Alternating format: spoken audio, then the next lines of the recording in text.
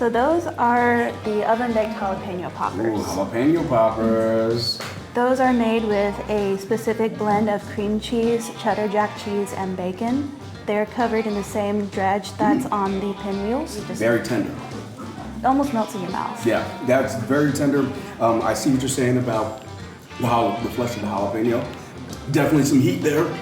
It just hit me right in the back of the throat. Like it was just like a boom boom to my tonsils.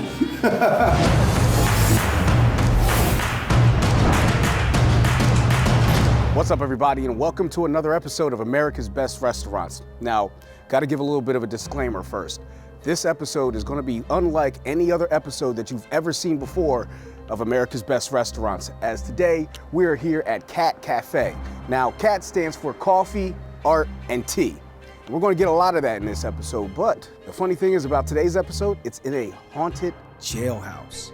So, like I said, this is going to be a different episode, unlike any that you've ever seen before. So let's go inside and have some fun. Hey Theo, how's it going? Hey, how's it going? Good to see you again. Very nice. Elizabeth, right? Yeah. Yes. Thanks for being part of our tribe. We appreciate it. Well, I appreciate being here. This is a very unique looking establishment you have here. It is that. It's an amazing building. We are so blessed to be here. This is a historic jailhouse. It was in use from 1935 to 1979. At one point it was a tea shop, and then upstairs there were antique booths in the jail cells. In fact, one of the jail cells has toll painting on the floor, little hearts and scallops. It was a takeout Chinese place. It was an attorney's office, and it sat empty for a very long time. And we came along and reconditioned it for our cafe. The section that we're in is actually where the sheriff lived with his family. Oh, okay. So this would have been the living room. So he would have been here with his wife and children. Whatever mom made in the kitchen, everybody in the building ate. Now it was a jailhouse, not a prison. So they might have been awaiting trial. They might have been here because they, acted up. They might have had a Saturday night drunk on. There's a drunk tank upstairs. Could have been a lot of reasons that people could have been here. So, in fact, there's a story of one of the ladies of the house having a stern talking to one of the inmates and letting him go. Well, as we all know, that does not work in 2024. No, no. So how about you tell me about the art that's on the wall right here? Absolutely. So when we saw these, as I mentioned earlier, when we saw these beautiful 9.5 foot tall walls, I imagined them covered with local art. My sister is an artist. I wish I was, I am not. Local artists really need a place to be able to show their work so that community can see it and buy it potentially. My goal is to introduce the artwork to the community and the community to the artists. If I understand this correctly, your daughter is the owner of Yes. this space, this restaurant. C.A.T is the only cat of the C.A.T Cafe. All right, well, I'd like to explore a little more, shall we? Yeah, absolutely. Right. If we were to go down this way, we would be entering the family residence with the bedrooms and such. Mm-hmm. But we're going to come up to the front of the building. Theo, why don't you shut that door? That's heavy. Yeah. That's real heavy. So the family lived behind that door. So they were well protected, and it's got the little speakeasy window to look in and see. Mm-hmm. This was the office of the jail. This plaque talks about who built it.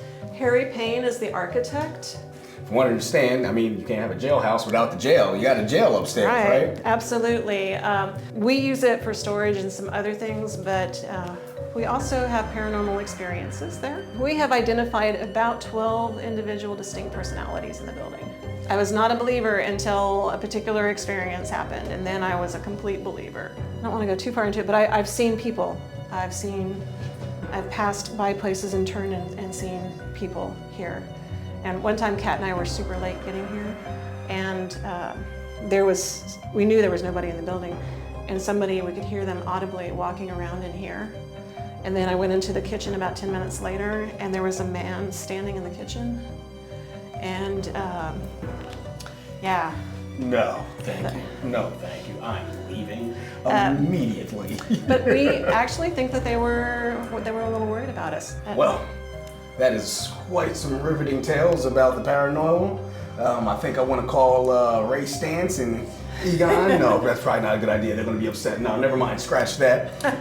But thank you for showing me around this place. Yeah. And I'm looking forward to tasting some tasty food as well. Wonderful, wonderful. I'm gonna have some food along with our art and ghosts. All right. Okay, guys, so now I am here with the owner of this lovely establishment. I got Kat and her mother, Elizabeth. So, Kat, you are the owner here. Yeah. And, you know, this is your vision in a large part, but I want to know, you know, where your passion from baking began. It was always just there. It's one of those things like, okay, how can I possibly have fun with food? Nice. That's all that it was. It's one of those, okay, I want to experiment with flavors, see where it takes me, and just have fun along the ride. Baking, I can follow a recipe and get the same thing every time. Cooking is a completely different beast. Cooking for me, I just throw whatever in there, feels good, and I never know what I'm gonna get. So it's a lot different from being able to say a consistent thing each time is what you need in this kind of thing. Obviously, you found your passion and found your love for something very early, and you already knew what you wanted to do. Now, how did this actual establishment, this very unique establishment, come about in the first place? We had a unique opportunity to come into this abandoned jailhouse. It had been empty for a very long time. Friends of ours were going to come into it, and we were going to have our food truck next to it, and then at the last moment they had a better opportunity. And so we took the lease and we reconditioned the first floor. We decided that since we're in this beautiful historic building that we would bake like your grandmother or great-grandmother would bake, and then we would serve it with the china and the silverware that she never let you use. So everything that we make is very earthy in the way that it appears.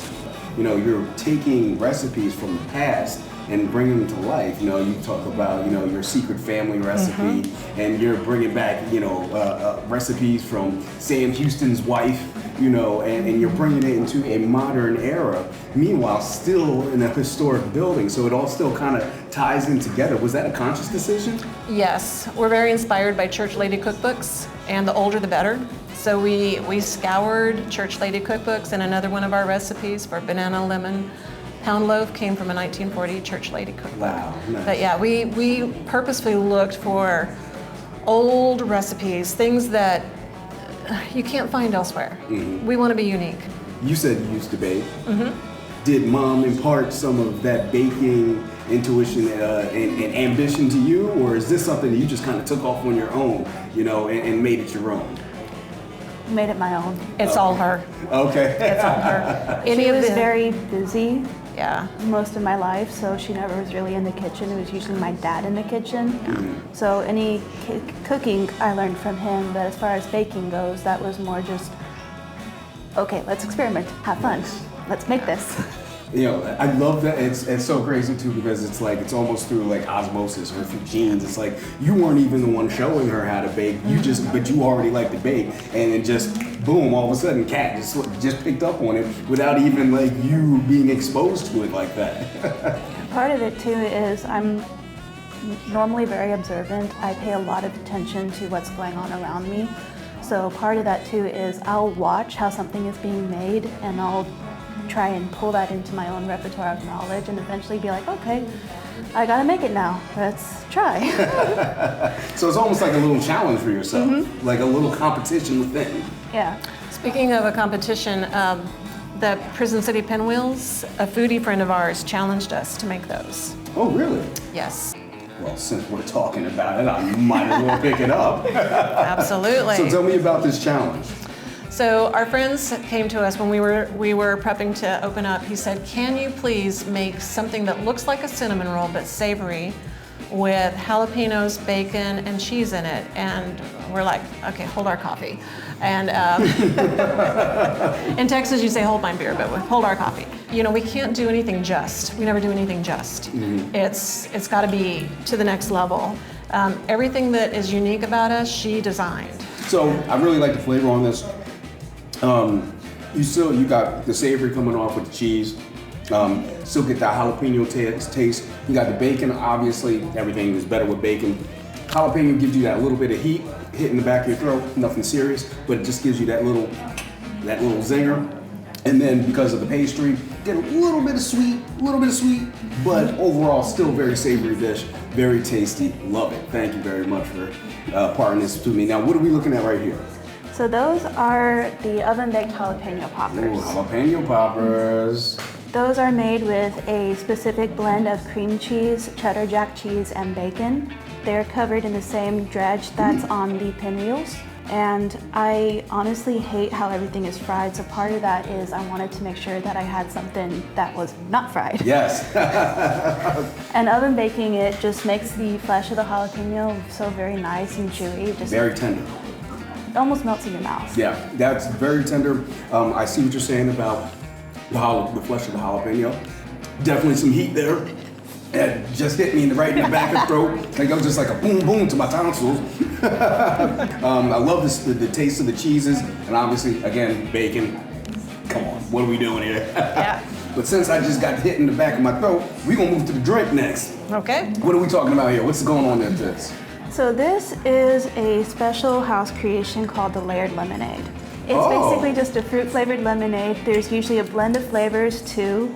This one's one of my favorites. It's blackberry and raspberry, so it's got a very nice tart flavor. That is delicious, though. I'm not gonna lie. I love the flavor on that. A little tart, but also will balance with the sweet. You know, it's not like you're just gonna pucker up the second that you drink it. But it's very flavorful. Would love to have that on a summer day. And now we got this team of scones going on here. What are we looking at with these scones? When we talked about, coffee, art, tea, one of the things that I imagined was having scones and crumpets with tea. And we haven't gotten to the point where we're doing full tea services yet, but every month we pick a target to add. We're only 8 months old, so we pick a target to add to the next menu bit. We have 5 different flavors. We started with a base recipe, and then experimented, a lot of experimentation. We wanted a blueberry because that's very classic. I mean, that is flush with blueberry. You guys did not hold back. Not at all. A lot of places, when you add blueberries, so you like a little bloop here, a little bloop there, a little bloop there, but it's mostly just pastry. Yeah. But this this is blueberry, baby. That's lovely. Thank you. That is lovely. Thank you. It's like a hug. I love the expression that our customers make when we ask them, would you like that warmed up with butter? And then we present it on the china plates with the pat of butter, and yes, of course. Yeah, that's very lovely. And I'm assuming this one right here is chocolate chip. Chocolate chunk.